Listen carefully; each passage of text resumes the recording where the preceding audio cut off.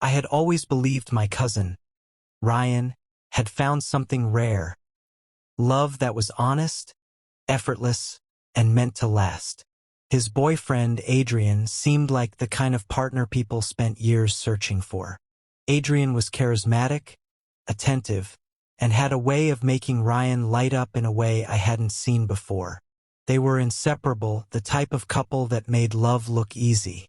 I met Adrian a few months after Ryan did, and from the very first introduction, I could tell why my cousin was so taken with him. He was effortlessly charming, the kind of person who made you feel important when he spoke to you. His deep brown eyes held sincerity, and he carried himself with a quiet confidence that put people at ease. More importantly, I could see how deeply he cared for Ryan, or at least that's what I thought. Their love story unfolded like something out of a romance novel. Ryan, who had always been cautious with his heart, had fallen fast and hard. Late-night phone calls turned into weekend trips, and soon, Adrian was a constant presence at family gatherings. My aunt adored him. My uncle, usually reserved when it came to Ryan's relationships, had even warmed up to him.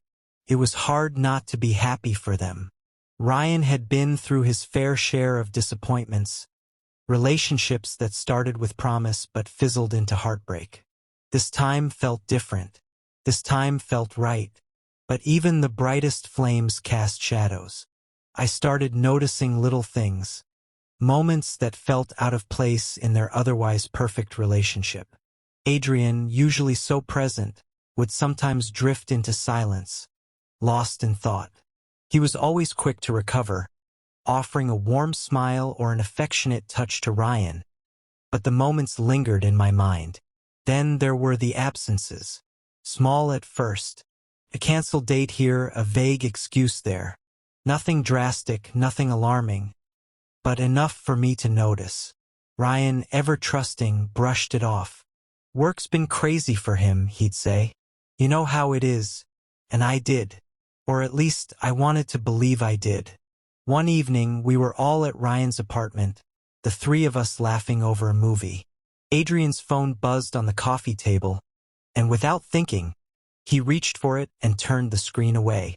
The motion was subtle, barely noticeable, but something in the way his body stiffened told me it wasn't just instinct. It was deliberate. For the first time, I felt a crack in the perfect picture they had painted.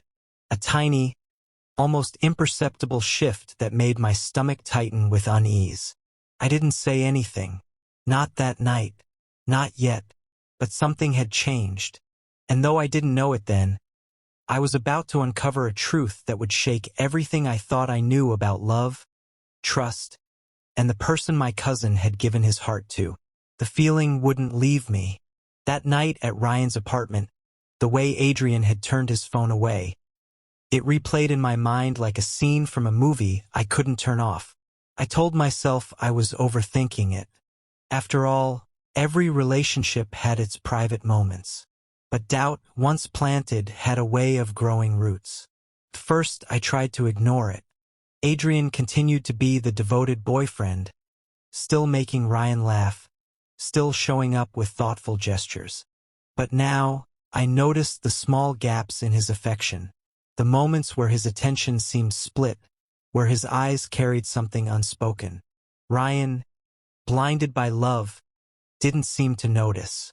Then, one evening, the unease turned into something real. Ryan had invited me over for dinner, a casual night in. Adrian was supposed to join us but had backed out last minute with a vague excuse about work. Ryan, though a little disappointed, brushed it off. Halfway through the evening, Ryan left to grab something from the store. I stayed behind, clearing plates, trying to push away my lingering doubts. That's when Adrian's phone, forgotten on the counter, vibrated. I wasn't proud of what I did next. I told myself I was just glancing, that I had no intention of invading his privacy. But the moment my eyes landed on the screen, my breath caught. A message, short, cryptic, and far too intimate to be innocent. Miss you already. Last night was everything. My heart pounded. The sender's name was saved as just an initial, J. I stared at it, my mind racing through possibilities, trying to convince myself it meant something else.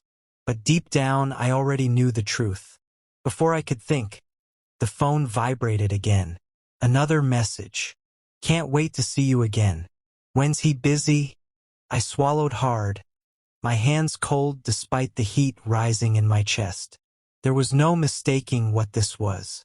Adrian wasn't just keeping secrets, he was betraying Ryan.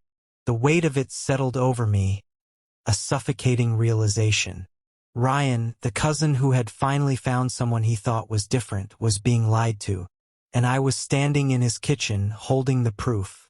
The front door opened, and I jumped, nearly knocking over a glass. Ryan walked in, oblivious, carrying a bag of groceries. He flashed me a smile, completely unaware that his world was on the verge of shattering. I forced myself to return the smile, but my mind was already racing ahead. I had a choice to make. Tell him now and break his heart in an instant, or find out the full truth before I destroyed the love he believed in. Either way, nothing would ever be the same again. The secret weighed on me like a stone in my chest. I barely slept that night, replaying the message over and over, wondering if I had misread the situation. But deep down, I knew I hadn't. Adrian was cheating, and Ryan had no idea. For the next few days, I watched their relationship with different eyes. Every time Adrian kissed Ryan's forehead or whispered something that made him laugh, I felt sick. The worst part was that Ryan trusted him completely. There was no hesitation in his love, no suspicion in his heart. I knew I couldn't keep this from him. But how do you tell someone that the person they love is lying to them? I waited for the right moment, though I quickly realized there would never be one. So one evening, as we sat in his apartment, I just said it. Ryan, I need to tell you something, and it's going to hurt. He frowned, concern flickering across his face. What is it? I took a deep breath. It's Adrian. He's been seeing someone else. Silence. A deep, heavy silence that stretched between us. Ryan blinked, as if trying to process the words. Then he let out a hollow laugh. What? No, that's not possible. I told him everything. The messages, the secrecy, the little moments that hadn't added up. First, he shook his head, rejecting every word. Then something shifted in his expression. A flicker of doubt, the first crack in the foundation Adrian had built. You saw the messages? His voice was barely above a whisper. I nodded. I didn't want to believe it either. His hands clenched into fists, his breath unsteady. I need to hear it from him, and so he called Adrian. The wait was agonizing.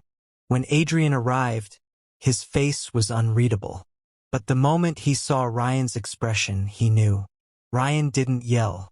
He didn't cry. He just looked at Adrian and said, "Tell me the truth." For a moment I thought Adrian would lie, that he would weave another story and manipulate his way out of this. But instead, he exhaled, running a hand through his hair. I never meant for this to happen, he admitted. I swear Ryan cut him off. Who is he? Adrian hesitated. Then, almost too softly, he said, someone I thought I could walk away from. But I couldn't. The room went still. And just like that, everything Ryan had believed in crumbled. He didn't scream. He didn't beg. He just stood there, his face pale, his hands trembling. You should go, he finally said, his voice hollow. Adrian looked like he wanted to say more, but he didn't. He turned and walked out the door, leaving behind the wreckage of the love they had built. Ryan sank onto the couch, his breath shaky. I sat beside him, silent, because there was nothing to say. Love had betrayed him, and now all that was left was the pain. For days, Ryan barely spoke. The apartment, once filled with laughter and warmth, felt hollow. The air carried the weight of unsaid words, of memories now tainted by betrayal. He moved through the motions, waking up, going to work, coming home. But it was clear he was somewhere else, lost in the wreckage Adrian had left behind. I stayed close, offering silent support. There was no quick fix for heartbreak, no words that could undo what had been done. But I knew he needed someone, even if he didn't say it. One evening, as we sat in his dimly lit living room, he finally spoke. "I feel so stupid," he murmured, staring at the floor. "How did I not see it?" I hesitated before responding.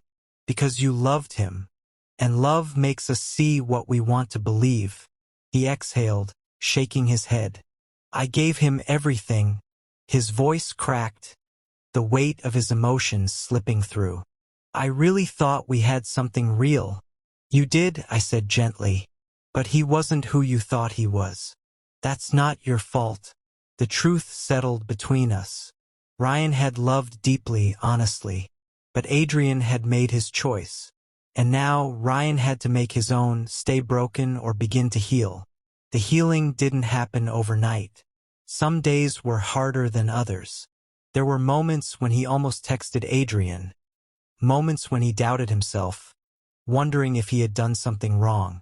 But with time, he began to see the truth. This wasn't about him. It was about Adrian's choices, his deception. And Ryan deserved better. One evening, weeks later, we found ourselves at a small cafe. It was the first time he had agreed to go out since everything had happened. As we sat by the window, sipping coffee, I noticed a shift in him.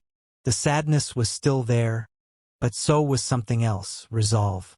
"I think I'm finally ready to let go," he said, stirring his drink absent-mindedly. "Not just of him, but of the anger, the pain." I nodded, a small smile forming. "That's how you move forward." He sighed, then glanced out the window. "You know, for a while, I thought Adrian was my forever." He turned back to me, a quiet strength in his voice. "But maybe forever isn't about a person. Maybe it's about learning, growing, becoming someone stronger." I couldn't have been prouder of him. As we left the cafe that night, I knew Ryan wasn't fully healed yet. But he was on his way, and that was enough. Betrayal had broken him, but it wouldn't define him. And in the end, that was the greatest victory of all.